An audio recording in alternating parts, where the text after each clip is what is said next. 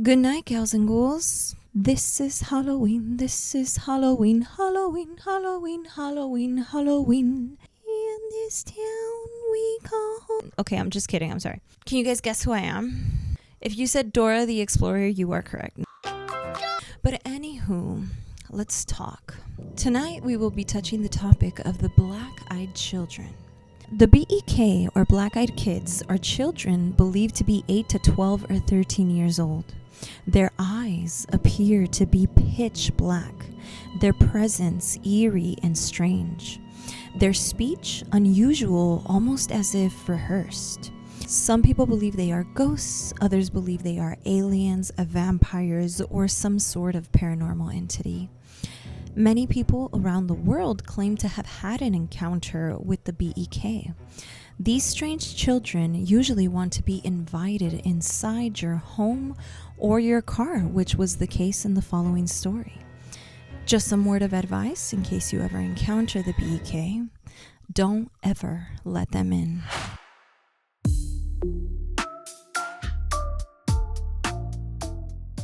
This story is believed to be the first recorded encounter with the BEK.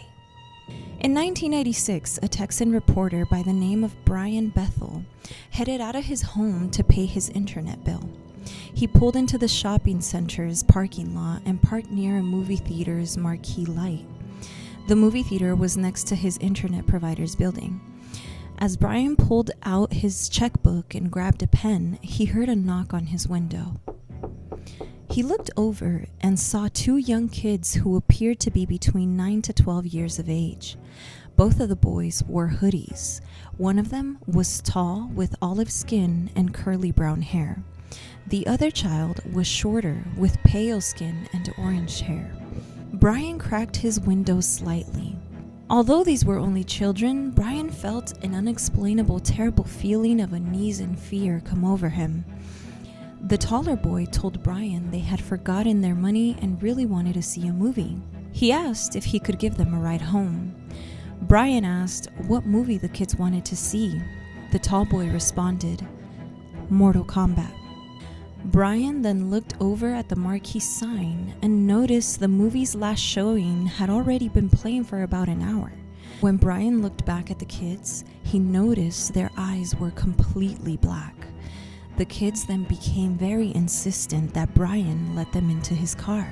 The tall boy commented that he shouldn't be afraid. They were only kids, and they didn't have a gun or anything.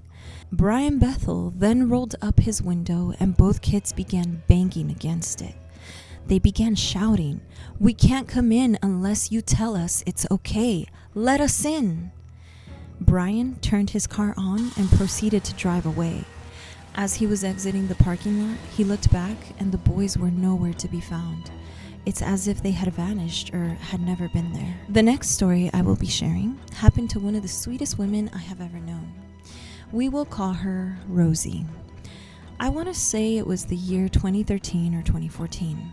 My parents rented a small studio to Rosie and her husband. They had a young son who was about 7 or 8 years old at the time.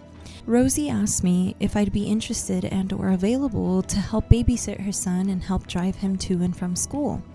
Looking to make some extra money at the time, I happily agreed to help. One morning, I woke up at about 7:30 a.m. and got ready to drive her son, who we will call Jeffrey, to school. I knocked on their door, calling for Jeffrey to let him know I would wait for him in the car. I walked to the car and noticed Rosie's car was still in the driveway. I thought maybe she hadn't worked for the day and headed back to knock on their door once again. Jeffrey answered, and I asked if his mom hadn't worked and if he would still need me to take him to school. I heard Rosie's voice call out from her room. She asked if I could please still take him to school as she was feeling unwell, and so I did. When I returned home, Rosie was outside sitting on the porch. I asked her if she was feeling better and if there was anything I could get for her or if there was anything I could do to help. She looked very pale and it was obvious to see she wasn't feeling well. My mother, overhearing our conversation, came outside to see what was happening. Rosie then proceeded to tell us that she felt sick but also very frightened and scared. She even commented that she was worried she may be going crazy or something. My mother asked her why. Rosie then told us she had gotten up for work as usual that morning. Rosie would normally leave to work very early at around 4:30 or 5 a.m. It was still a bit dark at that time, and when she was driving to work, she told us she noticed a little boy walking on the sidewalk by himself. The boy couldn't have been more than 6 or 7 years old. She looked around trying to spot the young boy's parents or someone, but there was nobody else in sight. Thinking it was strange for a little boy to be out and alone at that time, she worried that he may be lost or possibly have gotten out of his home without anyone noticing. She slowed the car down and pulled over a few feet ahead of him. When she looked in her rearview mirror, she was startled to see that the boy had stopped walking and was now standing absolutely still, just staring at her with pitch black eyes. When he stared at her, she felt an overwhelming fear and she felt instantly sick. She could not explain why. Frozen in fear, she continued to stare at him. The boy made no movements, staring at her with his coal black eyes. Once she snapped out of it, she began to drive away. She reached a stop sign not too far ahead and looked in the rear view mirror once again, but the little boy was nowhere to be found. She looked all around, but there was no sign of him anywhere. She then made a U-turn, continuing to look around to try to spot him somewhere, but he was gone. It's as if he had vanished. She felt confused, scared, and extremely sick.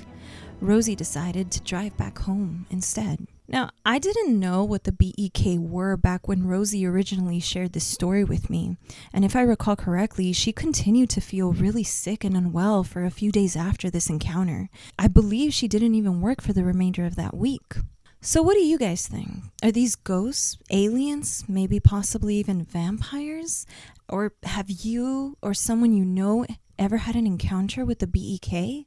If so, and if you're comfortable with sharing, of course, I'd love to hear your stories down in the comments below. Until then, oh, what's that? Oh, Thing, it's just you. Say goodbye to everyone, Thing. Goodbye.